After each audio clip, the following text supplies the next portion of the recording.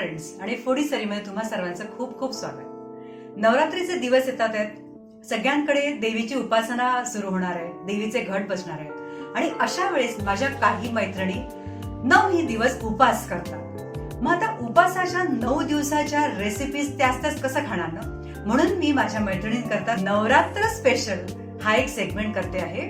त्याच्यामध्ये मी एक नमकीन आणि एक स्वीट म्हणजे एक डेझर्ट असं उपासाचं मी 9 दिवस दाखवणार आहे. तर मग कसं राहील हे उपास स्पेशल, नवरात्री स्पेशल?